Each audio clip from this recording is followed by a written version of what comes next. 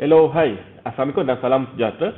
Apa khabar? Saya harap anda semua sihat dan bersemangat untuk ikuti satu lagi sesi penerangan exam. Exam kali ini adalah exam penolong pegawai penguatkuasa grade KP 29 untuk ambilan Kementerian Dalam Negeri ataupun KDN yang bakal diadakan pada 10 Februari tahun 2022 ini. Okey, seperti biasa kita di Empire Kerjaya akan membantu anda untuk faham dengan jelas bagaimana persediaan exam yang anda boleh buat untuk lulus dalam exam pada kali ini. Seperti biasa, saya Begak Syafrizul sentiasa bersemangat untuk menerangkan apa persediaan yang anda boleh lakukan untuk lulus pada exam kali ini. Tapi sebelum tu, pastikan anda klik butang subscribe dan butang loceng yang ada di bawah video ini untuk tak terlepas setiap kali kita keluarkan video terbaru. Okey, untuk betul anda, kita di Empire Kerjaya banyak menghasilkan video-video untuk membantu calon SPA seperti anda untuk buat persiapan exam dengan baik. Pastikan anda ikuti video ini sampai habis. Okey, jangan skip, jangan tutup sebelum habis sebab ada banyak info yang akan saya kongsikan kepada anda sebab menjadi target saya pada tahun ini untuk membantu seberapa ramai yang boleh untuk lulus dalam setiap exam SPA. Okey? Alright, calon-calon exam penolong pegawai penguatkuasa grade KP 29. Anda dah bersedia? Okey, jom saya terangkan mengenai anda apa yang akan menanti anda pada exam pada 10 Februari ini. Alright, exam penolong pegawai penguatkuasa grade KP 29. Okay, seperti yang saya tahu tadi, ini adalah untuk ambilan Kementerian Dalam Negeri ataupun KDN. Okey, sebelum saya teruskan mengenai exam, saya akan explain dahulu mengenai format exam. Okey, exam ini akan diadakan pada 10 Februari tahun 2022 bermula jam 2 petang hinggalah jam 3 petang. Kan ada dua section, iaitu section A, daya menyelesaikan masalah, di mana anda beri masa 20 minit untuk menjawab 10 soalan.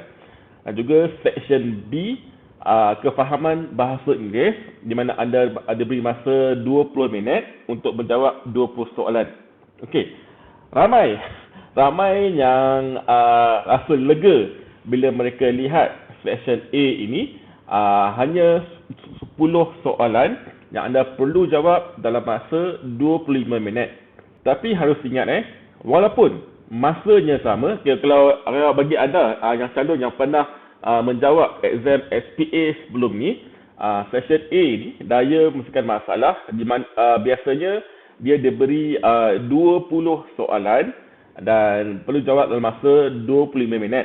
Tapi pada kali ini, pada tahun ini, pihak SPA buat sedikit perubahan di mana section A ini dia hanya tanya 10 soalan sahaja dan anda perlu jawab dalam masa 25 minit. Okey, tapi jangan happy dulu jangan happy dulu soalan sikit mungkin senang aku boleh jawab. Tidak Okey, anda perlu ingat soalan yang sikit tetapi masa dia masih sama. So ini bermaksud soalan dia akan lebih mencabar berbanding dengan sebelum ini. Okey, so anda ada 20 minit untuk menjawab 10 soalan untuk section A ini. Okey, dalam video pada kali ini saya hanya akan sentuh mengenai section A terlebih dahulu. Dan untuk section B, saya akan explain dalam video akan datang. Saya tak nak masukkan kedua-dua section dalam satu video. Ini akan menyebabkan video ini terlalu panjang dan mungkin anda akan rasa bosan dan anda tutup sebelum habis. So, anda akan terlepas banyak info yang akan saya kongsikan kepada anda. Okay, so kali ini saya hanya akan fokus untuk section A sahaja. Okay? Alright, jom. Okey, section A, exam penolong pegawai penguatkuasa grade KP 29. Okey, untuk mengetahui anda daripada 10 soalan ini dia sebenarnya terpecah ataupun terdiri daripada 4 pecahan utama.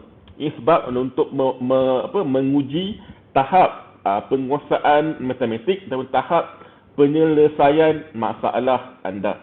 Okey, apa 4 pecahan tu? Okey, pecahan yang pertama adalah berbentuk penyelesaian masalah, di mana anda akan diberi satu penyataan masalah pendek sebegini dan dia akan tanya anda satu soalan untuk uji anda punya keupayaan ataupun tahap penyelesaian masalah anda.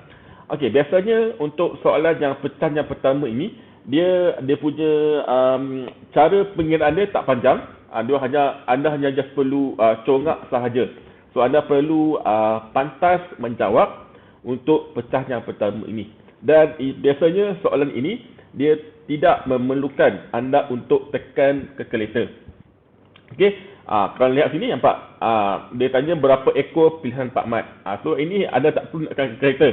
Anda just guna anda punya logik dan anda punya keupayaan untuk faham masalah, faham dia punya soalan dan anda boleh terus jawab. Just congak, tak perlu nak tekan calculator. Okey.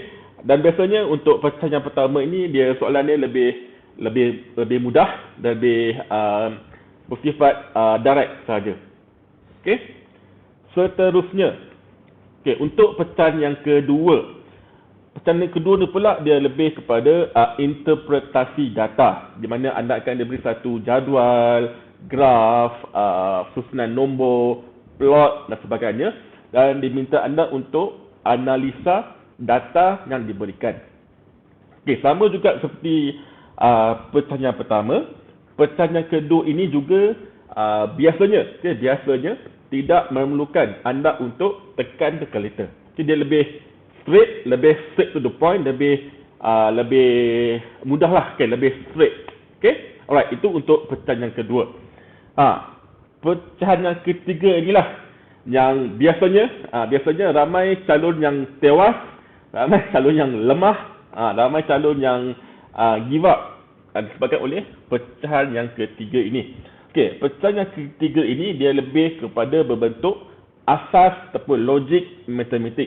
So anda perlu strong, anda perlu kuat dalam dalam basic matematik ini. Dari segi dia punya formula, dari segi dia punya macam mana nak kira jarak, macam mana nak kira suhu, macam mana nak kira kecurunan, macam mana nak kira apa lagi biasanya nak kira keuntungan.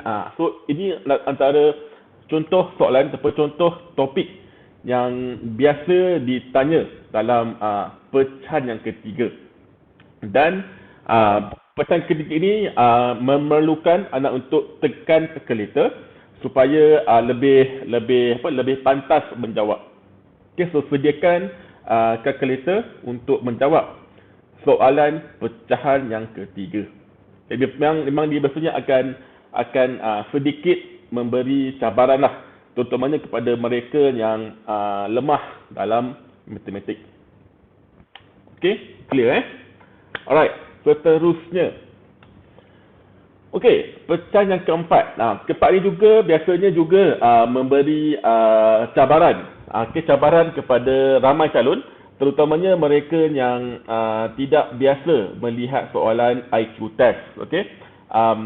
Kalau nak lihat di sini, dia beri satu jujukan nombor dan minta anda untuk berikan nombor seterusnya.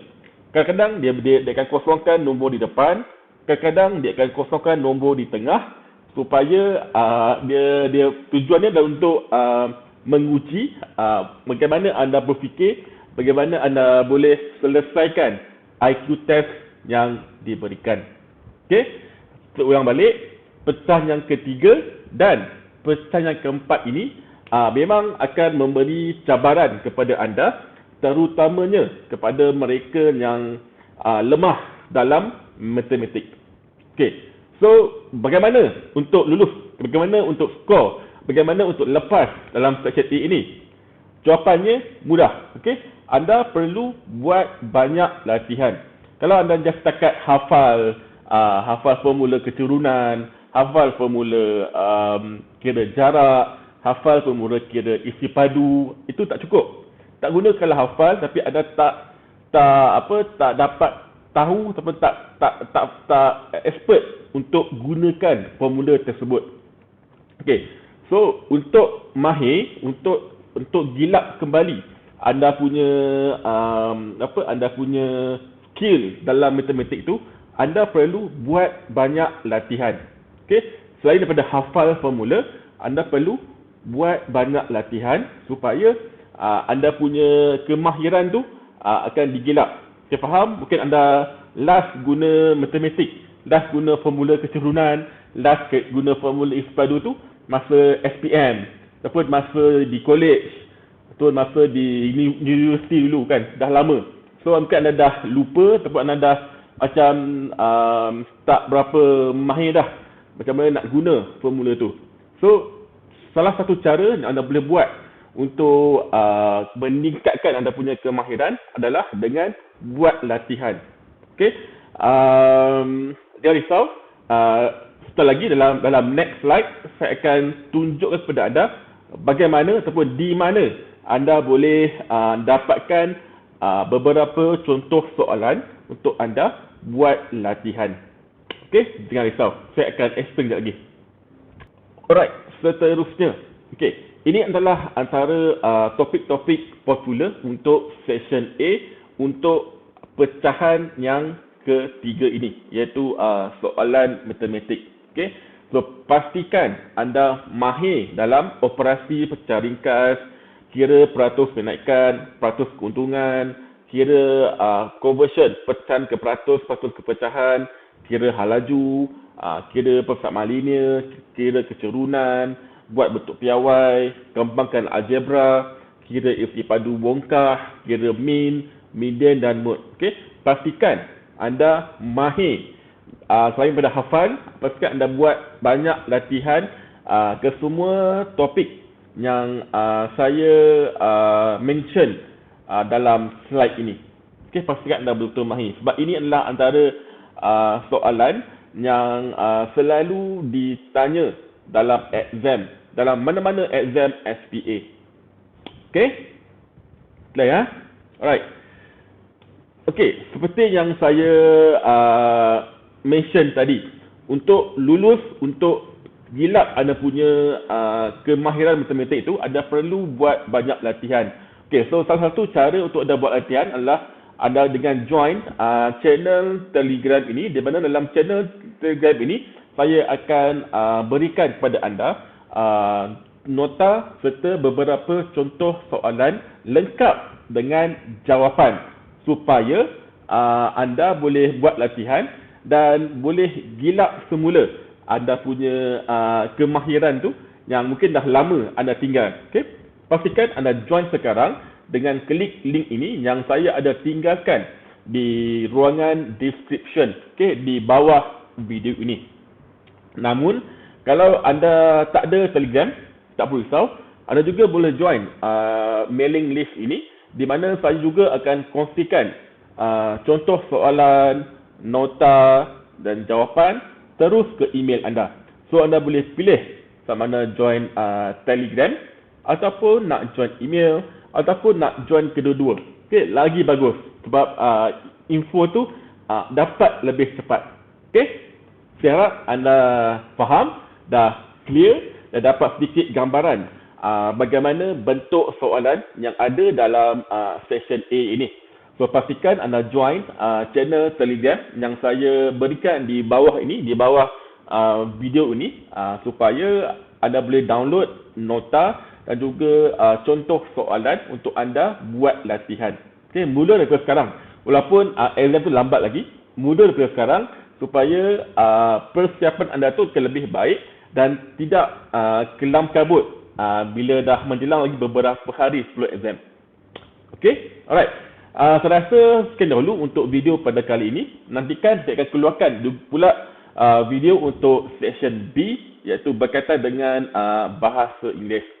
Okey, saya harap anda dapat manfaat dan kongsikan video ini kepada semua rakan anda supaya ramai lagi boleh faham, boleh ikuti perkongsian saya sepanjang tempoh persediaan exam anda. Okey, jumpa lagi. Assalamualaikum.